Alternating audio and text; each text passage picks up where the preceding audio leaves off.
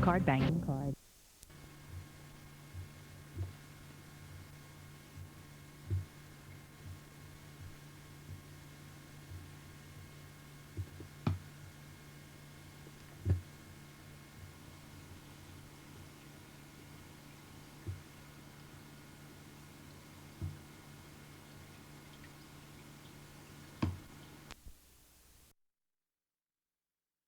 I need to bring your book so I can read it correctly.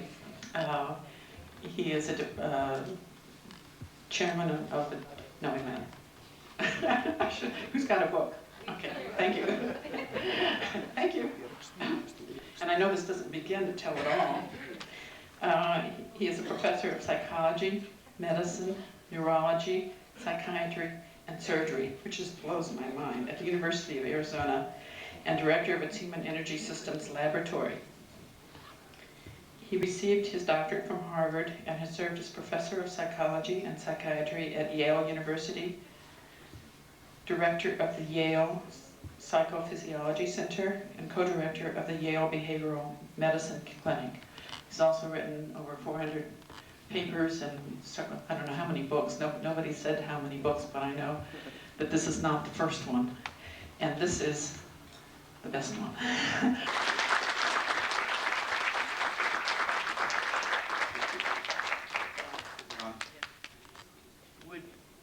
Would people prefer if I didn't use the microphone? No.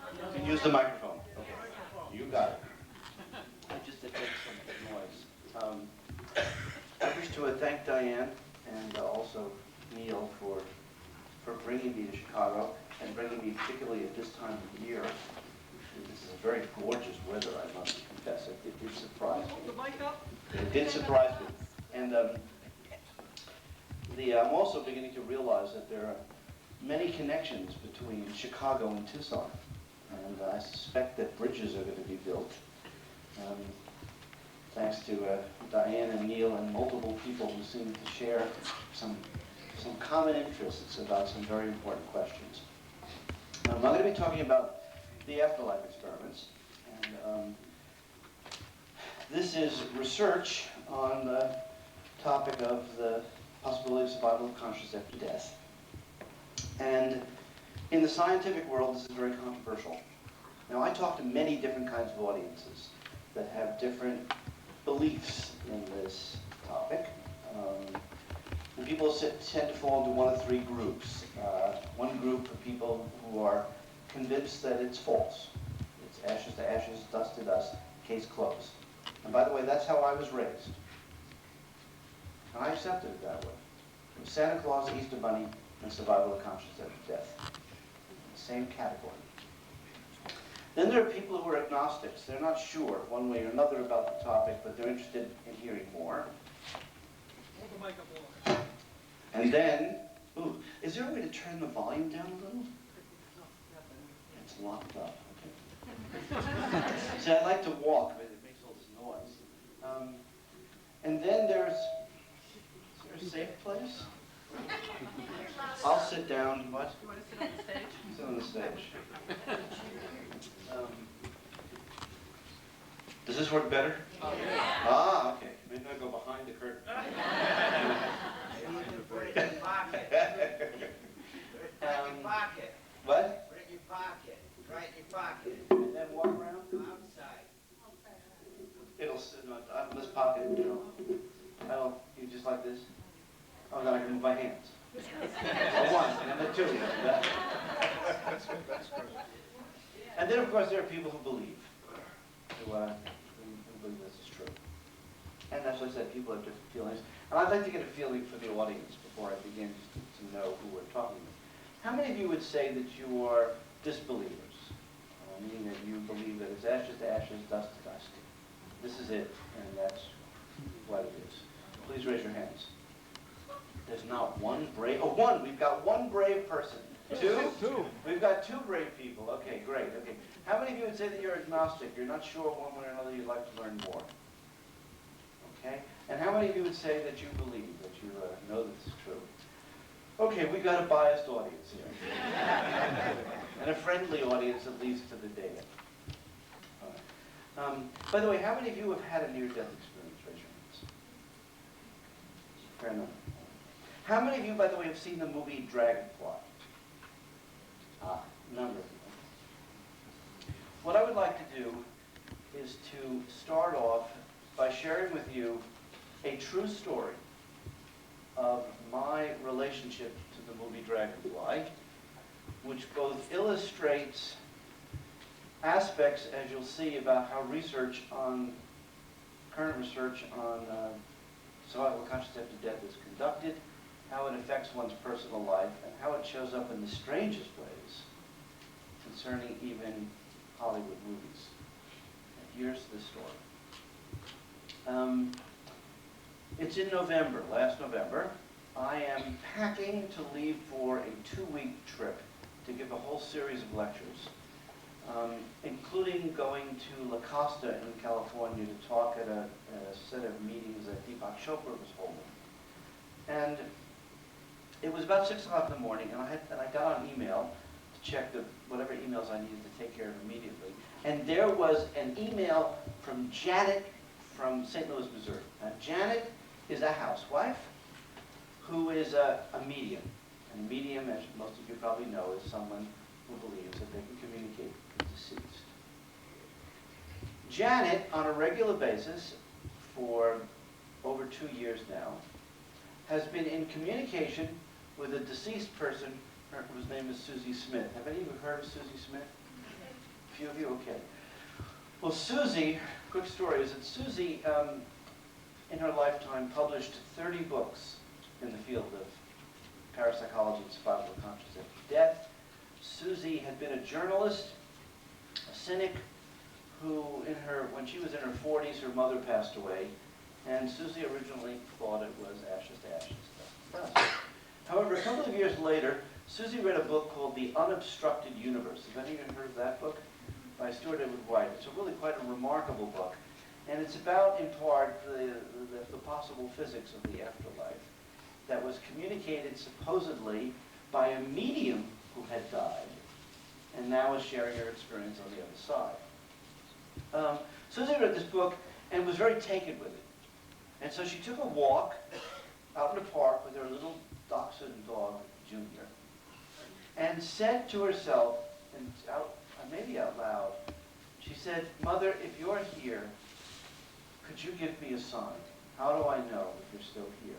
And as Susie reports it, she was overwhelmed by the presence of her mother. But Susie didn't know whether she was simply imagining this, whether this was wishful thinking, or whether her mother was really here. And so she decided to spend the rest of her life devoted to this topic. Anyway, Susie, I met Susie when she was 85 years old. She had been in a wheelchair for a number of years. A long, complicated story. But anyway, Susie became my adopted grandmother. She used to consider me her illegitimate grandson. And she was fond of saying Susie couldn't wait to die so she could prove that she was still here. And Janet has played a very critical role in that, and I will share some of that research with you later. But every now and then, Janet will email me with messages from Susie. I'm trying to give you the background. So this is last November. Susie's been dead now for almost 2 years. And anyway, I get this email from Janet and from Susie.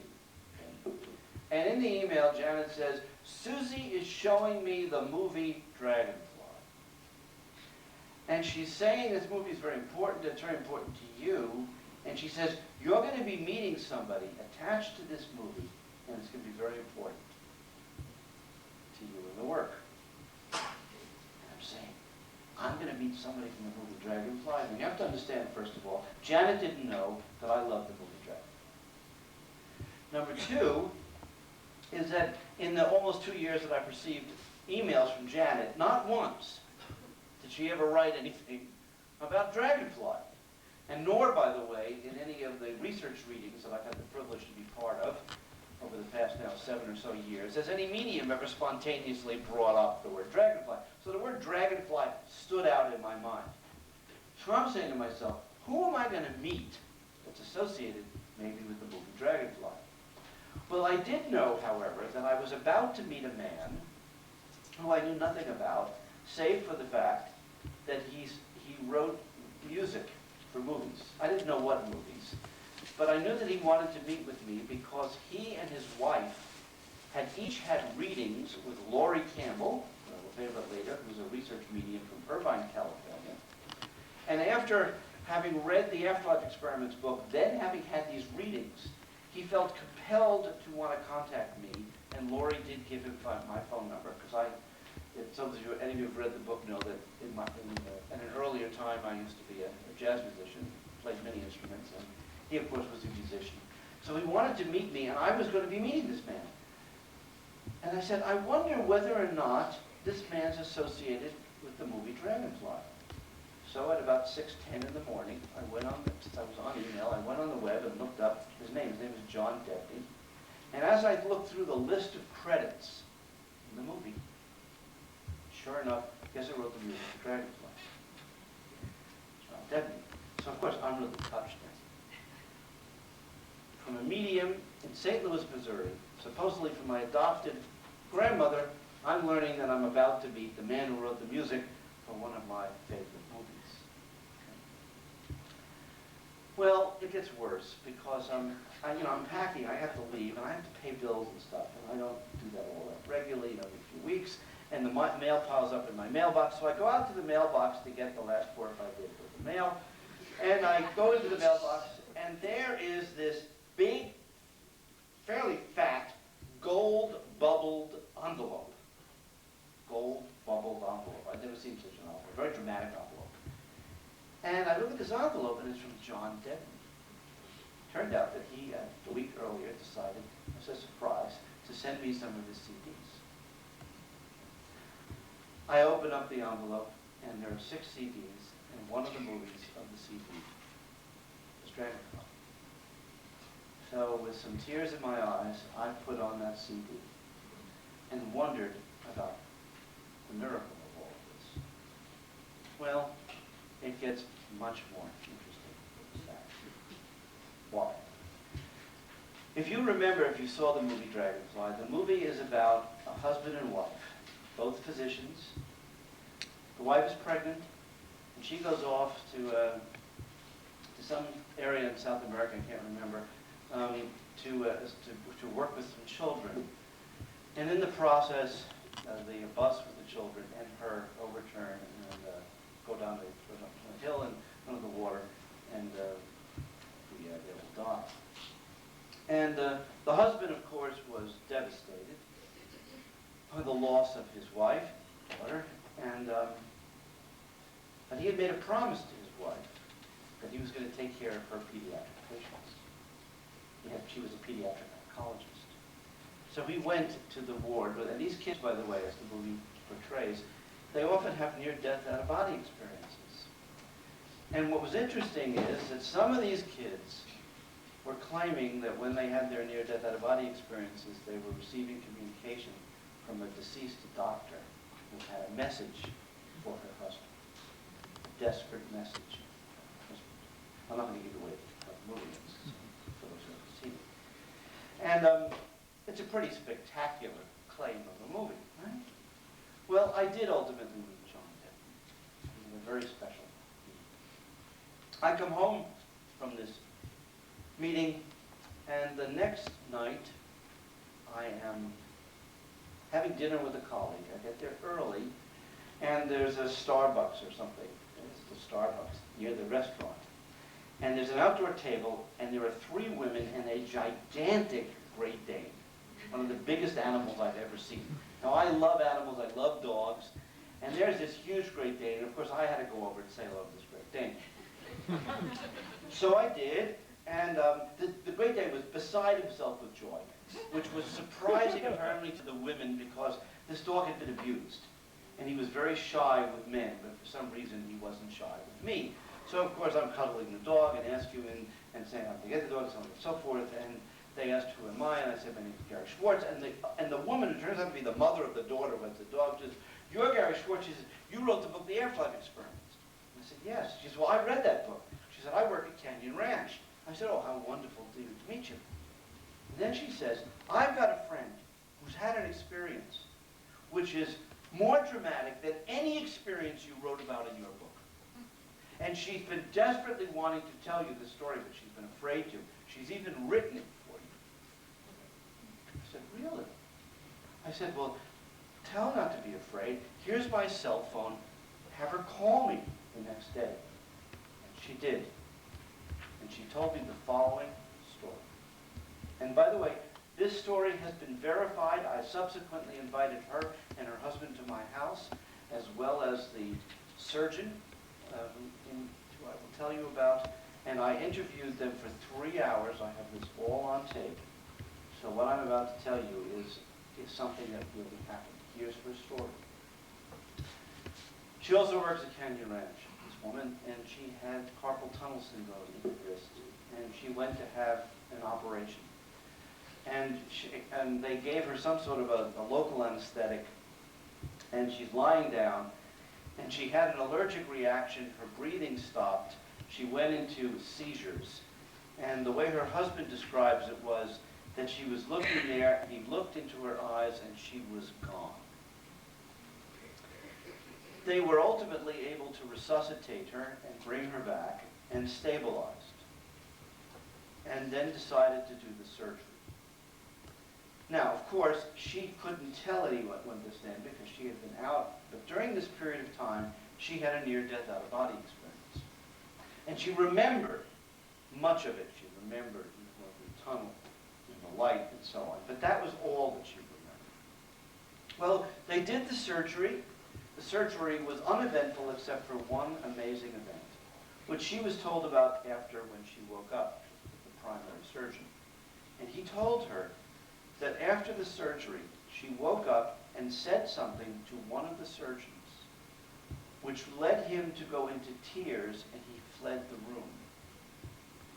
She, however, did not ask what it was that she said. She had no memory for this. And the reason she didn't ask was because she was so overwhelmed by remembering that she had this near-death experience that she couldn't comprehend. She wasn't thinking about what happened to this surgeon. So she goes home and has to try to integrate this near-death experience. A year later, she sees the movie Dragonfly.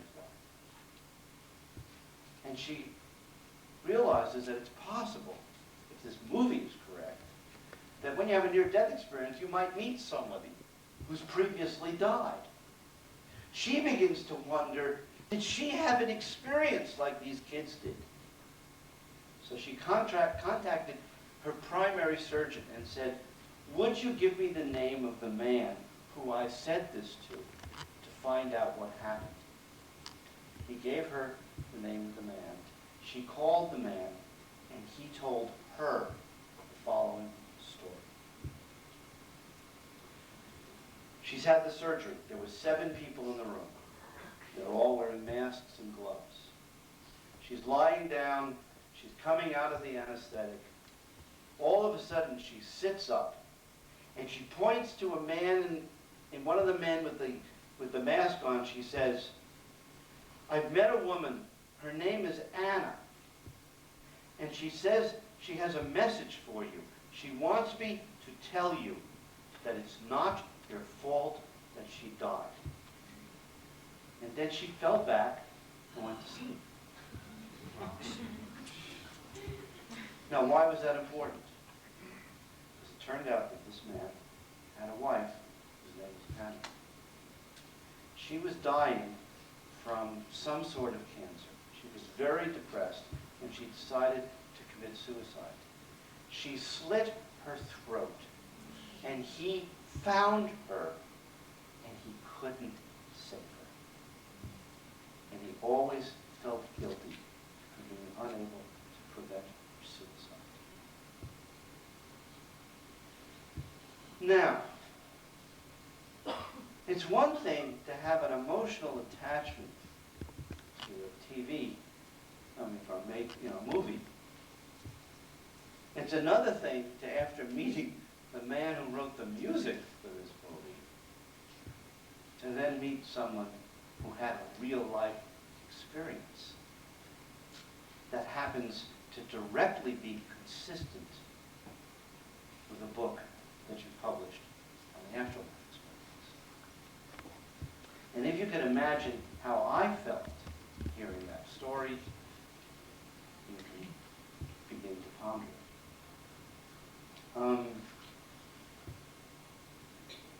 This work, this research, not only affects, a scientist in his academic life. If you're open to receiving the information, it affects you personally as well.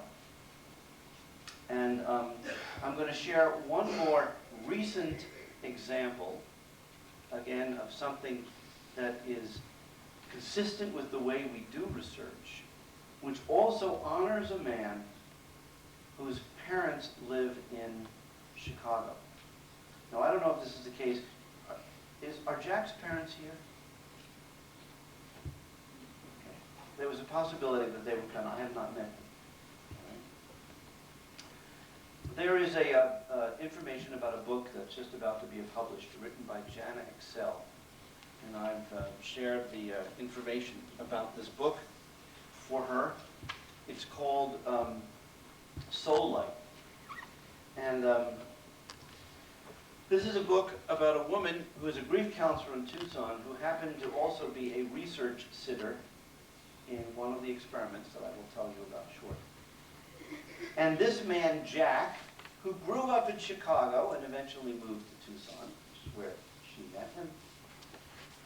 Jack was very significant in Jana's life, and information about Jack came through in the readings, and he's described in in one of the chapters called the Canyon Ranch Experiments that was done at Canyon Ranch. In fact, at one point, the medium said that Jack was showing his black leather motorcycle jacket. And the irony was that literally Jana had brought his jacket to the reading. And no, the mediums could not see, were not allowed to see the sitter, and so therefore they had no way of knowing that she had brought this special jacket. But what I want to tell you about, again, is equally amazing and absolutely true. And I want you to ponder what this means when we can do this scientifically. Here's the story.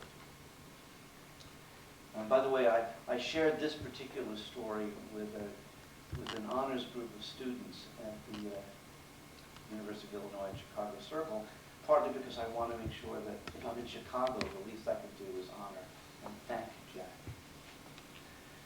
Here's the situation. It's this past February. It's a Thursday, and the following Monday, I am going to be giving a talk at a local church on the afterlife experiments and honoring the late Susie Smith, my adopted grandmother, who happened to have been a member of this particular church.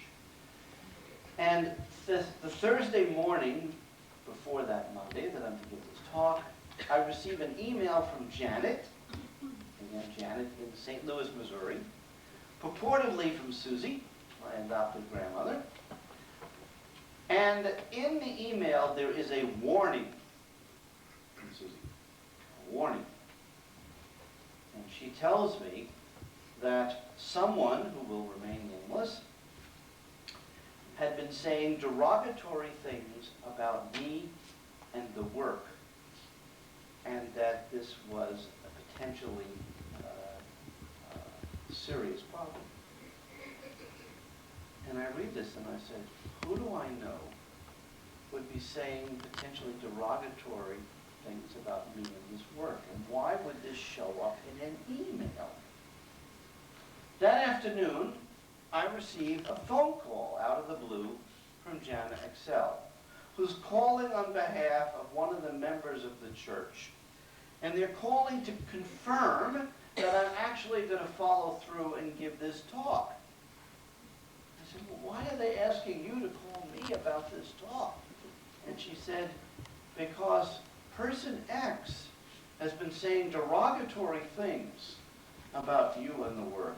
And also, this person has been saying derogatory things about me. And I said, wow.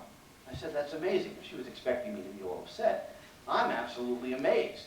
Because here in the morning, I get an email out of the blue, you know, from my adopted deceased grandmother warning me of such a thing, and now I've got evidence that something's happening. You remember, I'm a scientist, so, you know, I'm always looking for data. It's just the problem that we scientists have.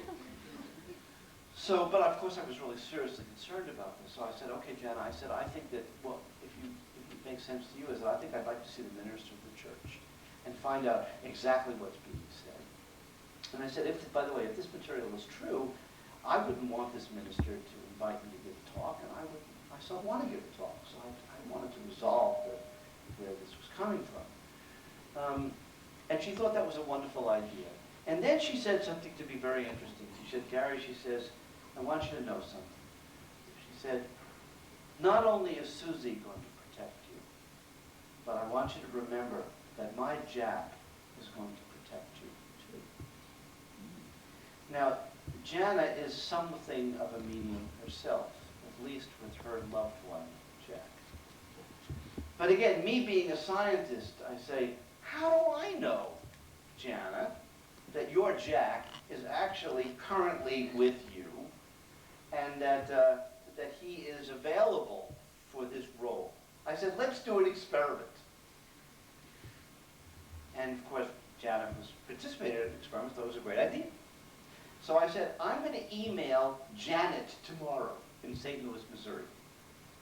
And I'm going to tell Janet that Susie is bringing along a friend.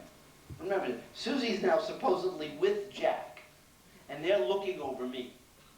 So I said, okay, I'm asking Susie and Jack, if you're listening to our telephone conversation, that tomorrow, that Janet's going to ask Susie to bring this person, I don't say who this person is, and then Janet's going to do a reading on this other deceased person. We call this the double deceased paradigm. One deceased person brings another deceased person to a given medium. And then we'll get this information, and then we'll see, and then you'll score this information, Janet, and tell me whether this fits Jack. So, of course, that morning I emailed Janet and asked her to contact Susie, that Susie's going to be bringing a deceased person along, and can you get information? So Janet does this. She sends me the email. I forward it to Janet. Janet does a detailed scoring from -3 to +3, where -3 is a complete miss, -2 is a probable miss, -1 is a possible miss, 0 is it could be yes, could be no, +1 is possible hit, +2 probable hit, +3 is a definite hit. And if you don't know the answer, you don't know how to rate it because you don't have the information, you'll leave it blank. Okay? Well, Janet was able to score about 60% of the information, whether she knew she could judge the information. And it turned out that all of that information, that 60%, was accurate. The other 40% she didn't know. So she got 60% correct of the total number of items, which is actually quite high. But the other 40% she couldn't rate. Well, I said, great, Jan. I said, that's fine. That's very meaningful. And that's the data. And at least we know that it looks like that there's something going on here. Then coincidence happens. Sunday afternoon, who calls Jana out of the blue? But Jack's parents from Chicago. And Janet says, oh, what a wonderful coincidence. She said, could I ask you if you would be willing to listen to this material? And she tells him about this experiment after they talk. And would they be, if she'd be willing to score the information? And the parents, who are now open to all of this, they said, sure. They scored the information. And they were able to recognize about 70% of the information. 70% they knew, 30% they didn't. But the 70% that they knew, they rated it all accurately. When Janet then took the information that she knew that the parents didn't know, and she took the information that the parents knew that she didn't know, and she put it all together, the accuracy for this reading was 100%. Now, this is the first time in all the years of doing research that a given reading had been scored 100% accurate. It was also the first time that we had ever had the opportunity to have multiple family members and friends score the same reading and therefore be able to pool their knowledge. Okay? because different people know different things, to discover whether the accuracy would increase or not. So now I've got a problem, because the data are too good. So I said, John, I can't describe these data. I said, I've got to have some sort of way of knowing that this is really Jack, and that Jack is sort of really around me. So I said in my head, and as well as out loud to Jana, I said, if Jack's really listening to this conversation, what I'm asking Jack to do is tomorrow, Monday morning, to spontaneously show up with Janet, to, quote, drop in, no warning, no, me asking Janet to have Susie bring a deceased person. He should just spontaneously drop into the reading and give a piece of information that will let me know that he's really watching over me. Next morning, Monday morning, I get an email from Janet. And partway through the reading, it says, there's a man who's come through with Susie. There's a man who's come through with Susie, and he's showing me a policeman. It's a policeman. And she said, he's not saying that you're going to get a ticket or that you're going to jail. What he's showing you, what he's saying is that he's there to protect you. Anybody want to guess what Jack's profession was when he was in Chicago? He was a policeman. He was a cop, right? I took that as a meaningful piece of information. And that night, when I gave my talk honoring Susie, I shared this special story. It's real bad. These things really happen.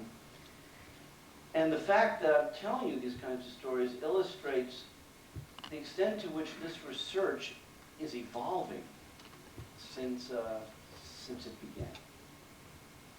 I'm going to take you backward in time now a bit and just share with you some of the early experiments that we've done so you can understand the context of how actual research is conducted, okay? And we'll go through a couple of examples. And then I'll share with you some of the latest research. And then we can talk about what might all of this mean if this research continues to be true. I've been blessed, and I and my colleagues have been blessed, to work with what we call Michael Jordan's of the Mediumship Road. And most of you know who Michael Jordan is, right? He's one of the world's great baseball players. No? Basketball. But did he play baseball? Yeah. Was he very good? No. Okay. But he was terrible, right? But he was a pretty good basketball player, right? Anybody know what his average accuracy was when he was shooting from the floor? No, not 60. No. 45. About 45%. Actually, his average was around 45%. On a good game, he might get 60 or 70%. Bad game, he might get 20%. Here's a question. How can somebody who, on the average, is missing more than 50% of his shots be a superstar? The answer is very simple. All he has to do is to be better than everybody else and play by the rules of the game. Okay? Same thing if you want to be a Michael Jordan of the mediumship road. If you want to be a Michael Jordan, you don't have to be perfect. In fact, you can miss more than 50% of your shots. And not only that, we know if you're a Michael Jordan that on some days with some teams you're going to do really well, and on other days you're not going to do well.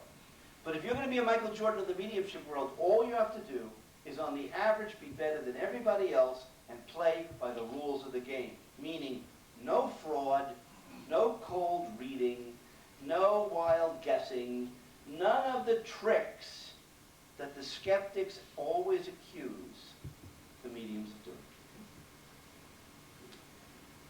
Every one of the mediums that I've had the privilege of working with, almost always, they do not get 100%. In fact, they're, in many of our experiments, they might average 50 to 60% average. But they're much, much better than what the average person would do, or what chance performers do. They're better than everybody Second thing about Michael Jordan is that what Michael Jordan does is every now and then he dazzles us, right? You know, he's at half court through a sea of arms and he makes an amazing three-point shot. Or he's just around the three-point line and he jumps up in the air and he hovers in the air, right? And he just makes one of those impossible shots. If you want to be a Michael Jordan of the mediumship world, what you've also got to do is you've got to dazzle us. You've got to make shots that are just absolutely jaw-dropping. Every one of the mediums that I've had the privilege to work with, not only, of course, do they tell me stories about dazzle shots, but they've all done dazzle shots in the laboratory. I'll give you some examples in a second. Third thing about Michael Jordan is, you know that if you put him on the court, you let him play the game his way, and for example, you just let him go up and just dump shots, for example, he's going to get most of them in, right? Nobody else on the court. On the other hand, I'll say, okay, Michael, here's what I want you to do. I want you to stand on one end of the court and shoot baskets at the other end. How many is he going to get in? Virtually none, right? What's the take-home message? Just because he's a superstar doesn't mean he's a Superman. There are some things he can do and there are some things he can't do. And by learning what he can do and what he can't do, it helps us understand how the game is played, right? Now imagine you're a scientist and you're a skeptic about basketball. You're a skeptic about Michael Jordan, you're a skeptic about basketball. And so you come in and you say, okay, Michael, I want to test you. I want to let you come in and play on my court. He says, but I want you to know, in my court, you're not allowed to jump. You think Michael Jordan's ever going to show that he's a superstar if we don't let him jump? Of course not. If you allow Michael Jordan to show you how good he is, the first thing you have to do is let him play the game his way. Once he's shown you the optimal way that he can play his game, then you can say, okay, Michael, can you do it without jumping? Can you do it with your left hand? Can you do it with your right hand? Can you do it at 20 feet? Can you do it with 33? You can then manipulate the variables. But initially, what do you want to do when you start? You want to give him an optimal condition for showing what he does as long as he plays by the rules of the game. The reason why many of these mediums have agreed to come to our laboratory is because we were going to give them the opportunity to play the game their way. We were going to provide them with a home court advantage. We were going to provide them with energy and enthusiasm for doing the best they could as long as they played by the rules of the game. You got it? That's a philosophy. Now, we've done a lot of experiments, and there are many of them described in the Athletic Experiments book. Let me just give you one example of one of my favorite sort of turning point experiments that illustrate how complicated and fun this research can be, and also being prepared for surprises. Be prepared for surprises. Constantly, what happens is they can show up the audience. Okay. Here's the experiment. I'm trying to get out because it's and move around a little bit. Imagine this way it is. You've got to meet three mediums. There's John Edward. How many have heard of John? Have you seen him on television? Okay. How many believe he's for real, by the way? Raise your hands. How many question whether he's for real? Raise your hands.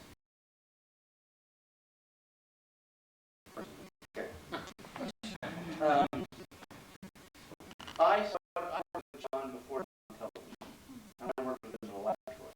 People ask me, is John for real on television? My response is, I don't have control over what he does on television. All I can speak to is what he did in the laboratory. And in the laboratory, he's the real deal. And you'll see why. With three mediums, John Edward, Suzanne Ross, and Lauren Campbell, we have 5 sitters. These are research sitters, meaning that they've been selected because they're research oriented. They're trained how to score the data for the experiment. And the other thing is that they've agreed to score every single item. Initial name, historical fact, personal description, temperament, and so on. Not only for the 3 meetings never have, but they're going to score it for the 12 meetings that everybody else is doing. Why? Because we want to find out whether the information is specific to your reading. You'll consider the information we get for you belongs to you and not to you, and vice versa. We want to know whether it's general and applies to everybody or specific and applies to the individual. It's a lot of scoring. It took over 20 hours.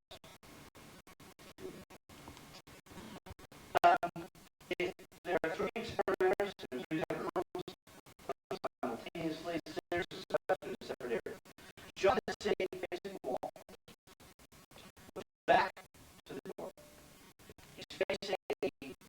camera, video camera in the back, what do you pay for? And I'm on this floor to ceiling, double sheeted shield. So then even if I'm turned around to look at the series experiment, you couldn't see them because there's a shield. We know you can turn around to the video camera. So this is eliminated all visual use. And smiles, no nonverbal. We bring in a sitter. I was the experiment with John. The sitter's down, and she doesn't say a word. First part of the experiment, I think, John, the next 10 minutes, what I want you to do is get whatever information you can about the person who's sitting behind you, and you're not allowed to ask any questions. So he doesn't knows the age, the sex, the tone of voice, the race of the sitter. He's not allowed to get any feedback, verbal feedback. He's just going to share what the Spirit is doing. And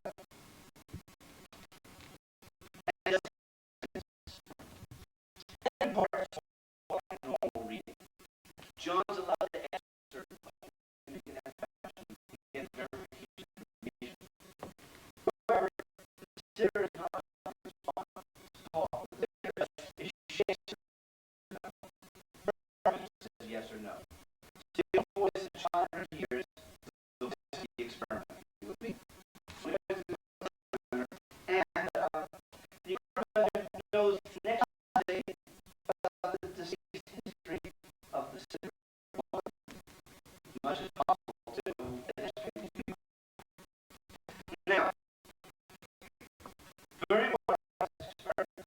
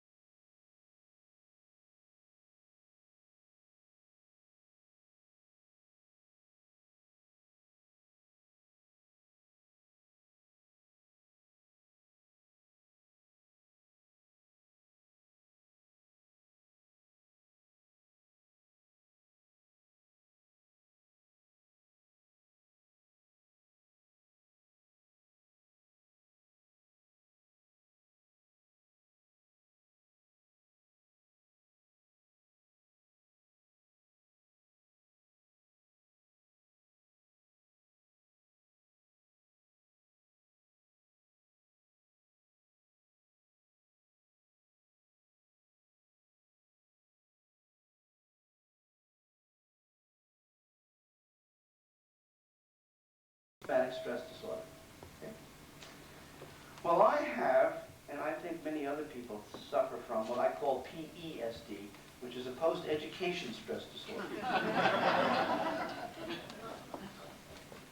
I was taught, and I was a really good student, and I had this classical condition response: Easter Bunny, Santa Claus, survival of consciousness after death. Okay? I hear survival of consciousness, I think stupid, I think superstitious, I think silly, I think sloppy, I think all of these negative words. And I get in a lot of trouble if I stand up in an academic community. I mean, I had the privilege yesterday to share some of this research at the University of Illinois in Chicago Circle. And one of the things that I heard was that the certain members in the psychology department were upset with the fact that this Dr. Schwartz was talking about this work, and they wanted to make sure that it was clear that I was not speaking on behalf of the psychology department. And by the way, it was the same thing with the philosophy department. You know, this is, people are very, threatened by these kinds of data. And I think they're suffering from PESD too. They don't want to look at these data. Because if they do, we have to think about the world in a new way. Now, it's not new in the sense that this is a very old idea. You'll see it in the Bible, you'll see it in shamans, you'll see various forms right throughout recorded history. But the implications of these findings ultimately affect all aspects of our lives, including science and education and politics and business. And, we could spend hours talking about this. My favorite example relates to things in the legal system. Imagine for the moment that you were murdered. You were murdered, and at your trial, different people are witnesses are being called. Now, you were present at your murder, and you know who murdered you. Are you allowed to testify? Imagine that we can have credible mediums independently get information. Can that information be recorded in the record? Can the jury hear it? Well, not now, right now. Of course, I would say it's crazy. Second thing is, you know that the victims' rights in terms of the families and so on being able to have a say into what the punishment is, right? Should you, as the victim, in this case the deceased, be able to have some input in what kind of punishment your assailant is to be provided? Let's say that you die and you have a will. You leave money to a foundation, to your family in a certain way. And after you've died, you discover that people are not doing it actually the way you want. They're busy fighting over it and they want to use it for things that you don't want to use it. Do you have a right from the other side to have some say to have your money being spent? Yeah, sure, right. Shouldn't we have that kind of role? Okay. What happens? You're a deceased scientist, okay? And you've done a lot of work. And you're now in contact with some mediums, scientists on the earth, and you come up with a really great idea for some technology that can make a lot of money. Can you be a co-owner of a patent? Can you have some say in what's going to be done with your portion of the boils? Are we going to have some corporation someday where 50% of the members of the board are deceased? Sitting around the board table?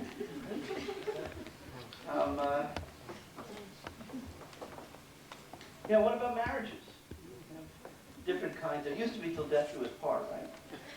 And of course we now have no fault divorce, and there's the whole issue of divorce has changed. But is there such a thing as marriages that might also continue after life? I mean, do we need to reconsider what it means? Because what if death doesn't do us part? We need to address these questions. I don't have any simple answers to these questions, but it's certainly important to raise them. And philosophically, it is profound. And finally, what kind of responsibility do we have, particularly to our children when we die? Do you know why this work is done ultimately? What is the primary motive that would lead a mother or a father to go to a medium to hear about their deceased son or daughter? What's the primary motive that leads people to want to know about this phenomenon? What? Make sure they're okay. What? Make sure they're okay. To make sure they're okay. And what's the general word that we talk about? It's love. Love. It's basically, this is all about love. And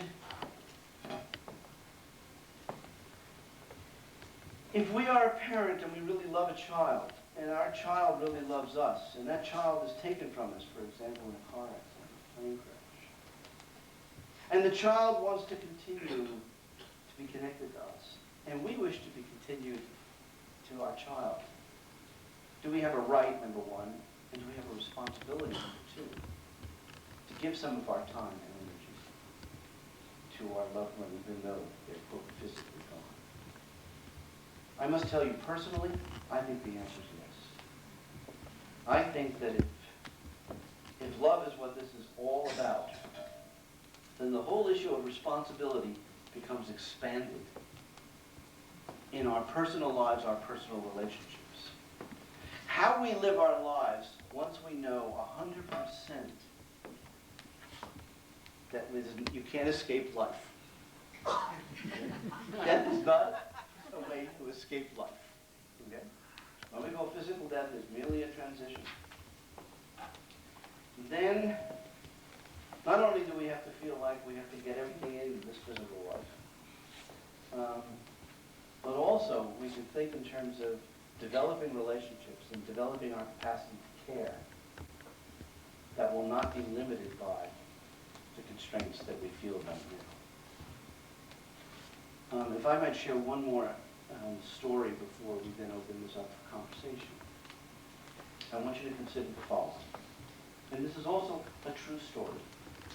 And this is also an experiment.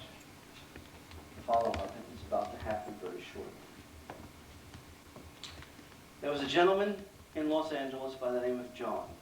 He was in his, if I remember correctly, late 50s. He was married, I think for a second time, had an 11 or 12-year-old daughter. He was walking outside, he was a musician and trained many young musicians in Los Angeles. He was walking outside his house, was hit by a car, went into a coma, and was completely paralyzed and unconscious. And the family didn't know what to do. The mother had a friend who was a medium. The medium spent time with John in a coma. He can't move, can't talk. And the medium claimed that she was in communication with the man in the coma. Moreover, the medium claimed that John, who was a musician, wanted to write a song for his daughter. And the medium was not a musician, but she could whistle a tune and she could certainly communicate lyrics. And so the medium and the wife invited one of his students, 23-year-old guitarist, to come to the bedside and compose a song. Now it turned out that the daughter, the 22-year-old, who was not his daughter, but the young woman who was playing music, was the daughter of a friend of mine in Tucson. An osteopath and dentist. And one of his friends does documentaries, and they decided they wanted to film this event, because this is somewhat unusual. And his question to me was, how do we know if this is real or not? How do we know if the medium's really talking to the consciousness of the man in the coma? How do we know whether or not this is really a song coming from the other side? So I said, well, what kind of evidence, what reason is there to believe that this might be true? So he starts telling me examples of evidential things. My favorite one was that at one point, in the evening, the wife learned that a group of the physicians in the hospital were deciding about whether or not they were going to, quote, pull the plug. That they were just going to forcefully push him to let him go. And the wife was very upset about this, and she wanted to be able to contact a brother or brother-in-law. I can't remember the exact relationship.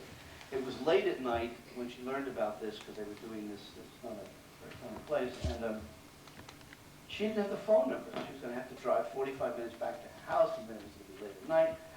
Well, the medium says, John wants you to call such and such, and here's the phone number. And the medium rattles off the phone number, and it turned out it was the correct phone number. Now, in all my time thus far doing research with mediums, they've never reported a phone number. They don't typically get addresses. They might say, I'm hearing the 27th of the month, but it's not 249-867-0531. Okay?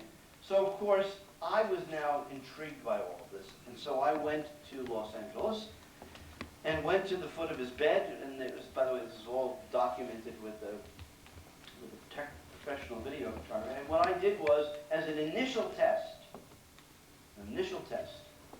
of the medium's capacity to receive information, is that I invited two deceased people to come with me.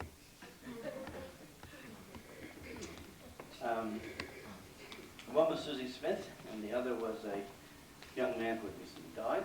And of course, I didn't tell the medium who they were.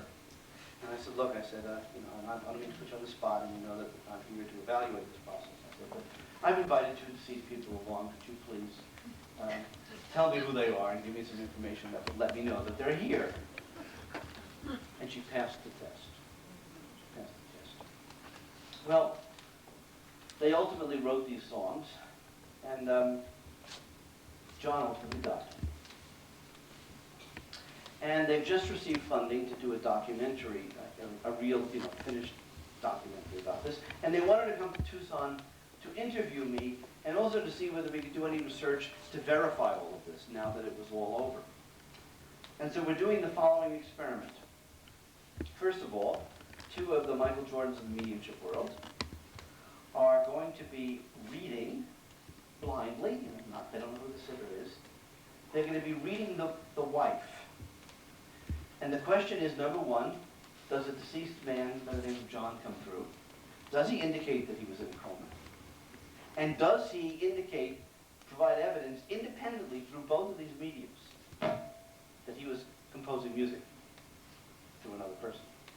Secondly, the medium is going to serve as a sitter with these two research mediums. We want to see whether the mediums will find evidence that John was in fact spending time with this woman. Again, spontaneously coming through.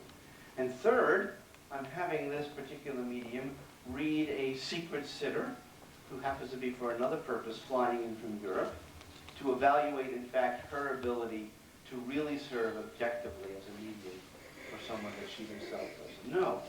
And if those research turns out to yield positive evidence, and I underscore if, it would then provide us with ancillary data consistent with the hypothesis that this is true. Now imagine that if this is true as well. Imagine that what we call Alzheimer's, or what we call senility, or when individuals are in comas, that the problem is not with consciousness, the problem is with the machinery for expressing the consciousness. Okay? The problem is not with the signal going to the cell phone. The problem is that the cell phone is not able to communicate the signal. Our bodies are machines. Our brains appear to be tools of consciousness. This works, correct? Not the source of the consciousness itself.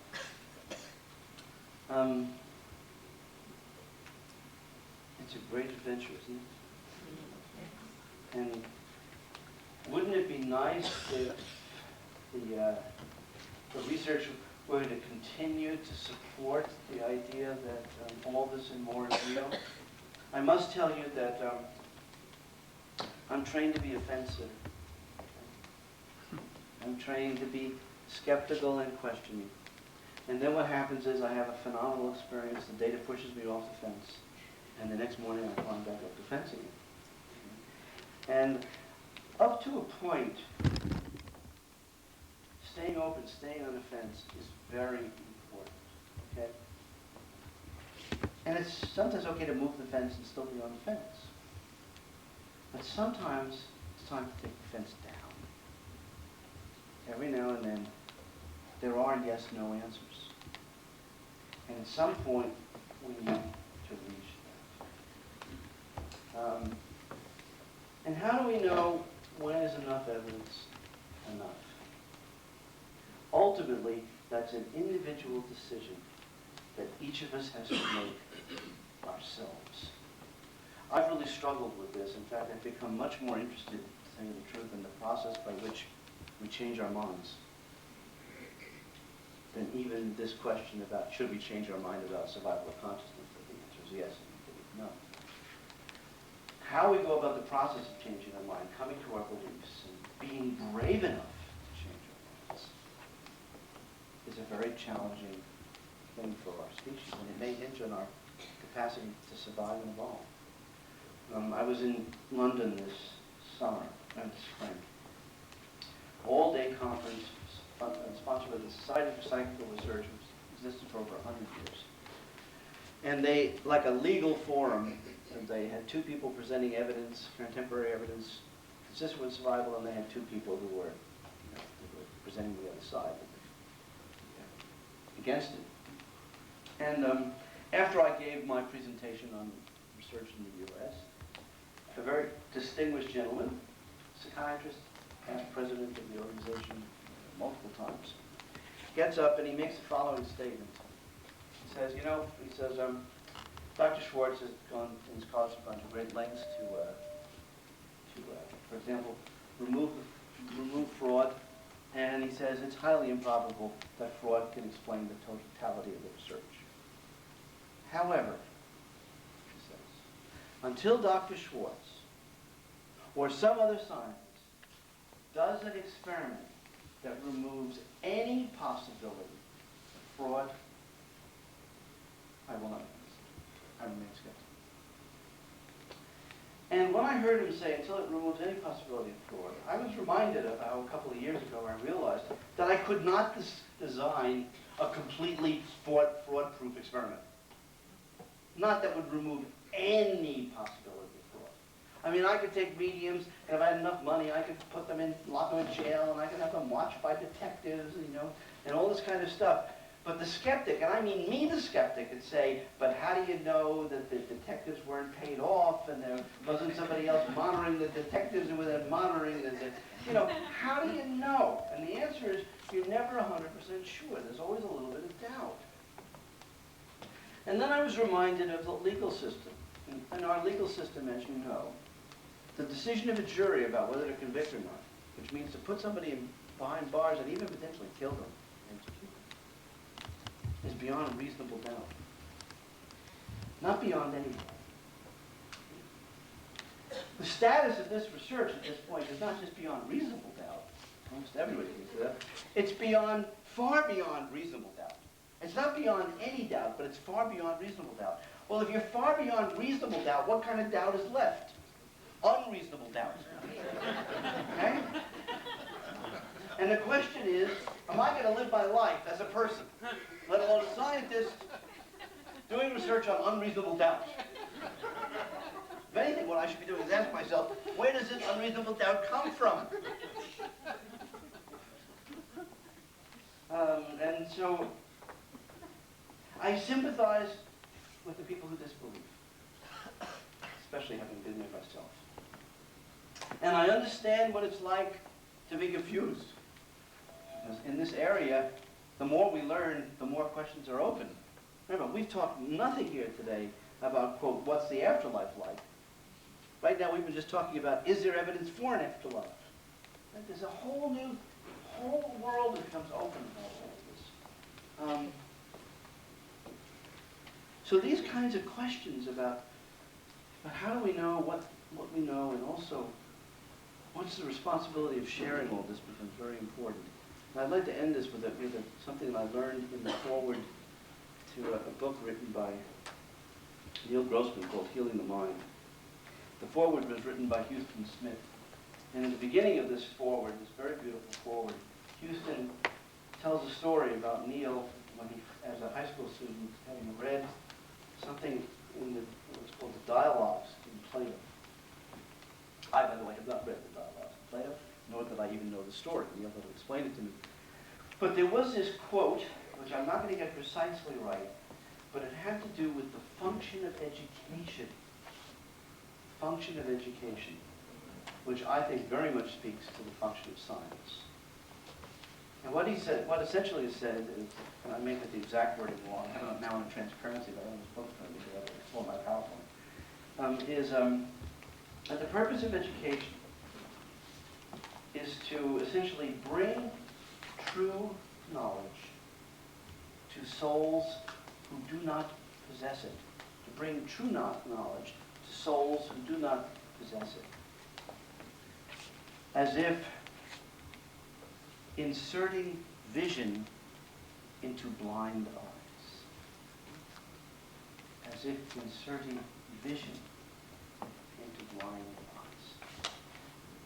And to paraphrase William Shakespeare, the challenge that we have as a species now is to see or not to see. That is the question, right? I think that one of the major roles for science should be to help us to see.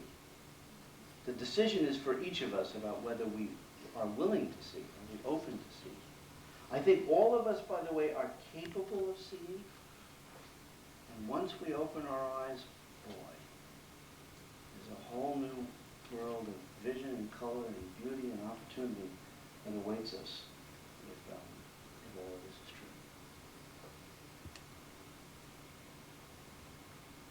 I wish you all the very best, and now what questions would I have? Yes. Was it ever attempted for a medium to get information from a deceased person who spoke a different language and be able to understand it? Good. Two great questions. First of all, has there ever been an attempt by mediums to contact people with different languages? We've not done this deliberately as an experiment, okay, which needs to be done.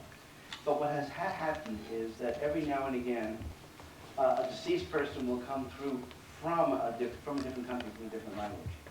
Often when our mediums do this, what they do is they see and they have feelings. And every now and then, like someone like Laurie Campbell, she'll pronounce funny things. Okay? What is interesting in the development of mediumship is that Laurie Campbell initially didn't get any names, originally, when I first started working with her. Long time ago. Now not only does she get first names and sometimes last names, but she now can pronounce names in foreign languages that can then be verified that people know it. So I think the answer is, in principle, the answer is yes. Also, Janet, just for the record, and this is truly amusing, totally wacko, okay? I didn't say this. I will deny it? No, I mean, I'm saying it. But, Janet speaks a language fluidly that makes no sense to her. And it took her 8 years to discover what the language was. And now we've just finished our first experiment with her, with the language, where she was talking to the dead people who speak this language. The language, coincidentally, happens to be the language that was spoken by the tribe in Dragonfly. Woo woo. What is that? It's called Yanomami or Yanomama, or something. I can't pronounce the name. Yanomami, something like that. I can never pronounce that. Yes? Has there been any research done as to why some people have near-death experiences and some don't? And I heard it expressed here today, some said they wish they would be eliminated. Okay, well, I can't speak to research about why some people have near-death experiences or not. I can't even necessarily speak to research about why some people can have mediumistic experiences or ADC, after-death communication experiences, when they lose a loved one or not. There are certain factors that seem to be correlated with that, but I would wouldn't even treat that at this point as data. I think that that's one of the great questions that we have to ask. You know, how much of it's trauma, how much of it is an open mind, how much of it is becoming non-judgmental, how much of it is an emotional connection. I mean, there's so many factors here. And I'm sorry, I wish I could give you an answer to this. I have to just say I don't know. Yes? I think what I have a hard time sort of getting my head around is how consciousness can exist independent of an organ of perception. Like vision is the act of seeing with your eye. If there's no eye, if there's no ear, how can there be vision? Yeah. What I didn't do today was to start off with giving you two things. One, the history of how I got started in this research, and secondly, what theoretical framework led me to get my head around that very question. Okay? Because I too, for example, with near-death out-of-body experience, you've got a person whose eyes are on the table, they're closed. How can a person be seeing without their eyes and hearing without their ears hovering over their body? And the way I get my head around that, the one-minute story, is that what quantum physics tells us is that what matter is organized energy. As you know, matter is mostly empty space, and it's mostly informational. Also, you know, when you look at the sky at night, what you're seeing is a history of starlight, the stars that have been traveling for millions of billions of years. And that information does not disappear. If it disappeared or it just became mush, we'd always see as a gray sky. Instead, what happens is, what physics tells us is, in a vacuum of space, the information is preserved, and this is mostly, matter is mostly empty space. Now, if we accept both of those things as true, and we recognize that everything that's matter has organized energy, and that we are emitting this organized energy just like the light from distant stars, and we can also document that, then what happens is, when we die, or even when we leave our body, we haven't lost our eyes, or our ears, or our brains. What happens is we have all the electromagnetic orchestration of eye-ness, ear-ness, and brainness. It's just that it's now in the info-energy realm, as opposed to, quote, in what we call the material. Because remember, what is light? You know what light is? You know what the term photon is? Are you ready for this? And I didn't make this up. This is what physicists claim. Photons are massless particles that are infinitely small. And they travel for millions or billions of years in a vacuum and do not lose their information. What's a massless particle that's infinitely small? Sounds to me like a story. But yet, we see light, right? So the way I twist my head around this is to say, organized energy and information, just like the light from distant stars, all of that is in fact exists in the vacuum. Otherwise, we couldn't have astrophysics. And if we can have astrophysics, then we can have the history of all of matter. And if matter is organized energy, then all of this becomes possible. That's how I twist my head around it. Most of this work still gives me a head. Yes. During the course of your research, has the subject of reincarnation ever entered the mix? Oh, boy. The answer is yes. It enters the mix a lot. I typically ignore it. I don't ignore it in the sense of, dismiss it. But we have not done any research directly on it. What I can tell you is that the idea that reincarnation requires that the original consciousness, quote, disappear, and so that it's totally back in a single new cell, that idea does not seem to be true. Meaning, Laurie Campbell, for example, gets information from deceased people who didn't live just 100 years ago, but 500 years ago, 1,000 years ago, multiple thousands of years ago. And you would think, well, either they didn't reincarnate or we don't have the idea of reincarnation right. It may not be, quote, reincarnation versus survival of consciousness after death. It may be reincarnation plus survival of consciousness after death. And what we mean by reincarnation is just like we mean by seeding. That we take a portion of the history of ourself and give it anew. So it's not total recycling. It's, if you would, partial recycling and evolution. And what happens with this kind of research is it ends up leading us to ask novel questions about reincarnation, to ask novel questions about near-death experiences, to ask novel questions about what does it mean to be in a coma. I mean, it really does lead us to rethink all these things. Yes? Why do some people, when they die, see like a tunnel, and then some people see themselves, like when they're above you? I don't know. But we know what we've fun to do, especially for the people who've died, ask them. Okay? And that's what we're beginning to do now. We're just starting to do research on what is the afterlife like, and what do different people experience in the afterlife, to see that we get valid information across mediums. And those kinds of questions are really important, but I can't give you an answer right now. But we got to keep asking. Yes? How does your work relate or correlate to the Monroe Institute? How does it correlate with the Monroe Institute? Well, in some respects, it's very related to the Monroe Institute in that, of course, Bob Monroe believed in all of this. He wrote books about this. They even had training programs that purportedly enable people to develop, connecting with the other side of mediumship stuff. However, they haven't done any research to document this, like we're doing mediumship science. One could do the kind of research that we're doing and apply it to their techniques, right? We could have people go through the Monroe program and then see whether their accuracy of receiving information about individuals' disease is increased or not. And I'd love to see such research done, but it has not been done yet. Yes? Yeah, Gary, your research is aimed toward communications between loved ones. Right. There's a popular press segment that talks about channeling, let's say, spiritual guides. Right. Strangers Right. who are interested in your life and guide you. Yeah. Does this come up spontaneously in your work? Unfortunately.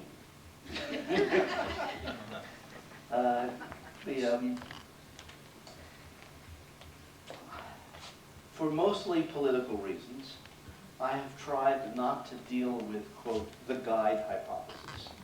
I have enough trouble with just the deceased relative hypothesis. But the answer is yes, particularly if the medium is open to receiving it. Not just the sitter being wanting to hear, but whether the medium, if the medium has said, okay, don't just tell us about everything you hear about the person's deceased loved ones. Instead, we say to a medium, okay, we have a sitter here. Could you describe who's around the individual? Who are they receiving guidance from? Then you get very interesting answers. We have not formally done a series of, quote, experiments called the guide experiments, okay? And it is one of my dreams to actually systematically address that question. There's some mediums who say that quote, Susie is now one of my guides. She certainly is providing me with very meaningful information. And if she was, quote, one of my guides, I'd be honored. Okay. Yes? Are you familiar with Rupert Sheldrake's research with morphogenetic field theory? Yes. I mean, it's the Jungian concept of the collective unconscious and how guides can come maybe from a morphogenetic field rather from a linear genetic. Absolutely. In fact, I've done research on morphic resonance. And in his book called The Presence of the Past, you'll actually see an experiment that we did that actually provided evidence consistent with the idea of morphic fields. And I also describe some of that research in a chapter called Does the Universe Remember, in a book called Living in the Universe. So the answer is yes, I'm very familiar with that. And I think that the whole... What did you say? The book is called The Living Energy Universe. Okay? The question about to what extent can we receive communication from something that's at a higher, if you will, collective consciousness than the answer of the individual consciousness. All the mediums would say, the mediums that we work with, if you ask them, they'll all say yes. Okay? But again, I apologize, again, in our research, that's not an area that we've gone yet. Can it be done? Absolutely. One of the things that your questions are doing is it's illustrating all the opportunities that are now afforded to us once we recognize that it's possible to ask and potentially answer these questions. It's a very exciting time in science in that regard. Transpersonal psychology is... Yes, but again, historically they've not taken an experimental approach to this.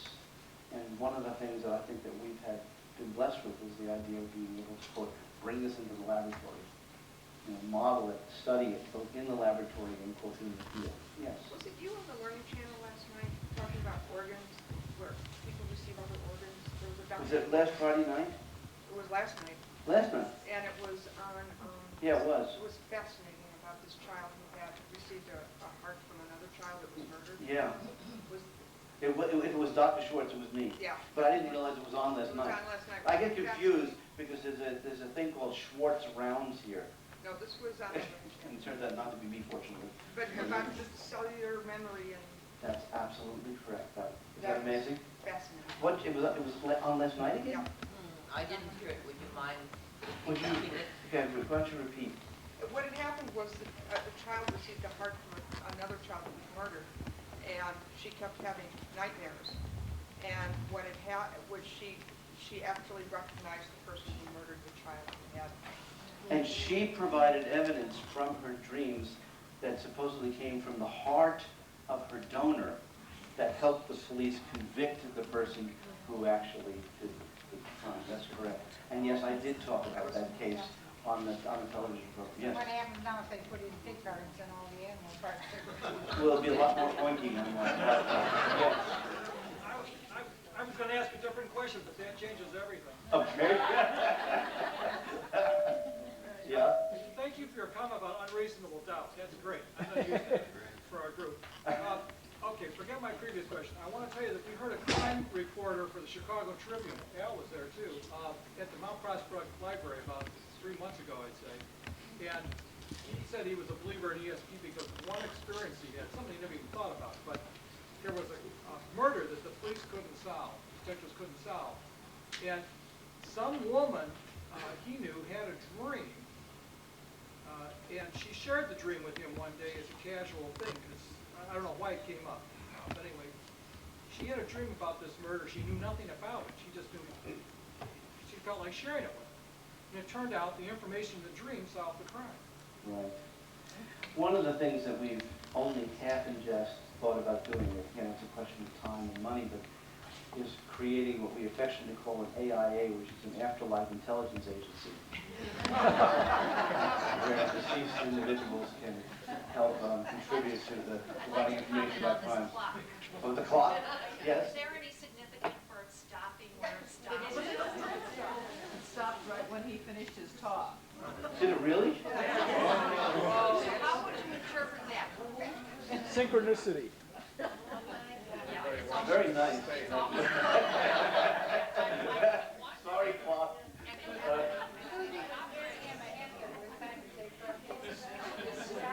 Yeah, as soon as you get started, I would be very impressed. Yes. Write a proposal. Yes.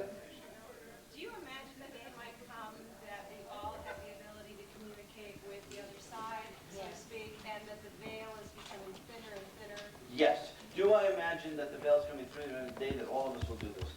As you know, first of all, what mediums claim is that all of us can do this, okay?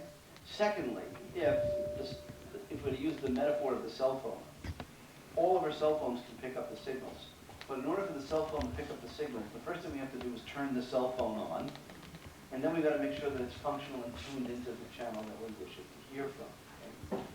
And the metaphor that I typically use in the past is playing basketball. Anyone can learn to shoot a basket. Okay?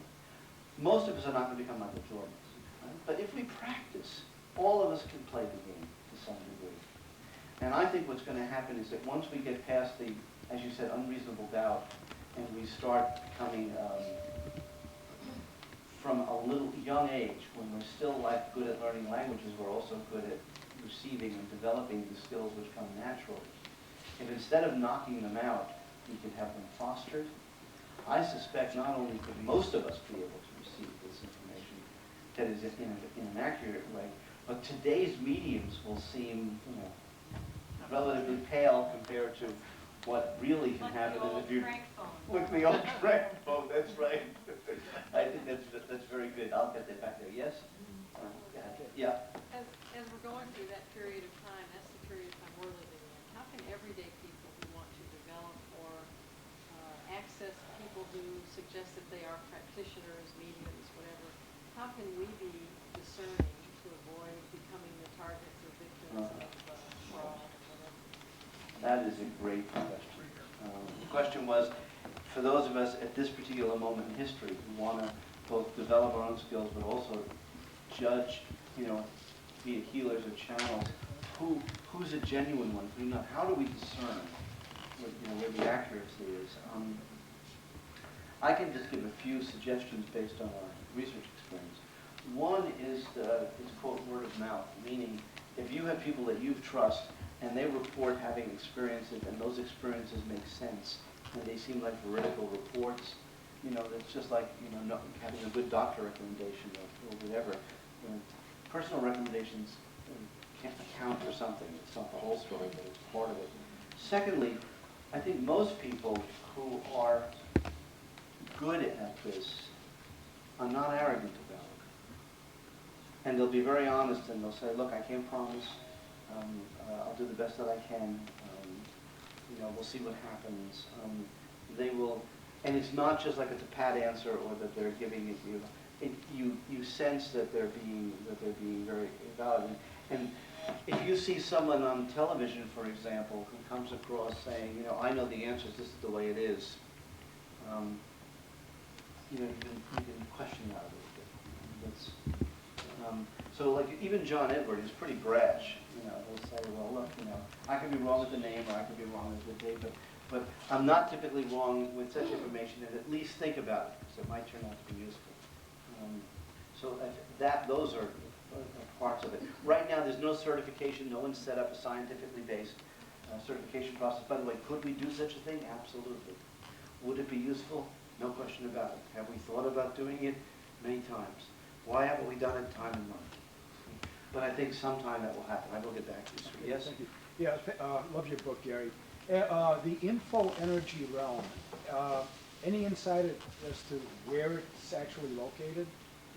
Why don't you ask some easy questions? Where's the info energy realm located? The answer is here, there, and everywhere. I mean, I can't think of a place. The thing that's so interesting about, quote, the vacuum, which is, quote, empty of matter, it is totally filled with info energy. I mean, think about this. Imagine you're out in space. You're out in space. You're just a pinprick size. And think about all the galaxies of information from all directions that are passing through any single one spot, where your little pupil could look over here, look over here, look over here, and scan the whole area. All that light and all that history is simultaneously passing through all these tiny little places. I mean, I recently wrote I'm writing a book called Forever Family, Transforming Grief Through Afterlife Science, and I was writing a chapter called What is Afterlife Science? And I was writing about the experience of being overwhelmed when you're out in the wilderness, looking out at the huge vastness of space at night and seeing all these stars. And then I started writing about how all of that was in the size of the pupil. And I realized it was even more overwhelming to imagine how all of that was in that. So the understanding of the overwhelming experience to me is even more overwhelming than the experience.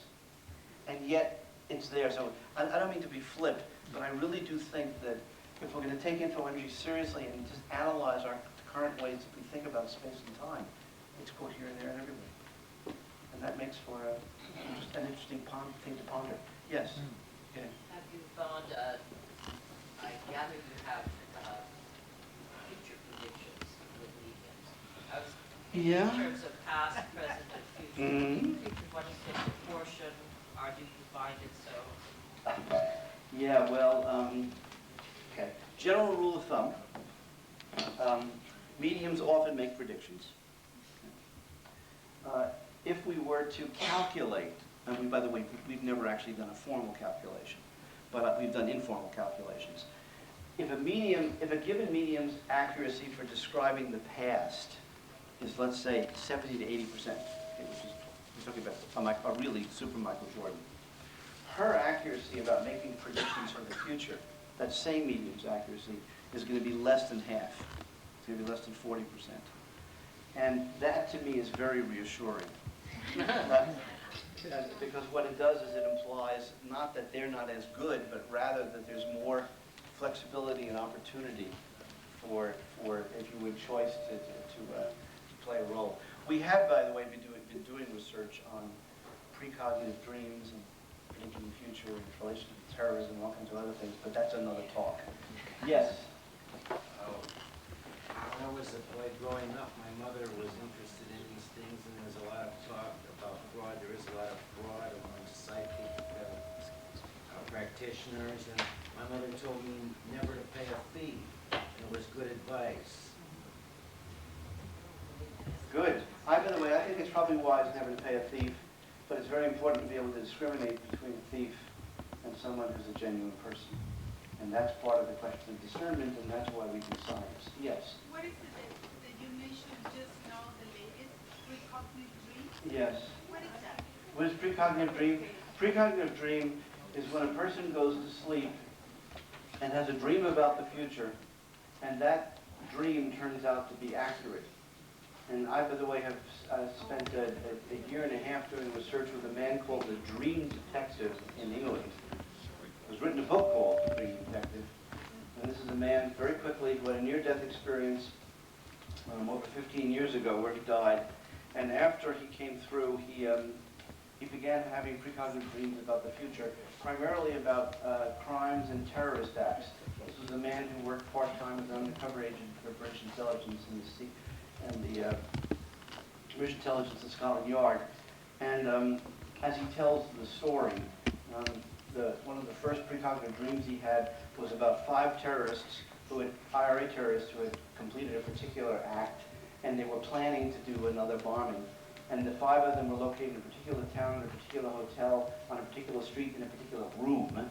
He got all that information and passed it on to the police. Now remember, because he'd been working with the police, it's not just some flaky psychic having a dream that's being passed on. This is one of their undercover agents passing on information.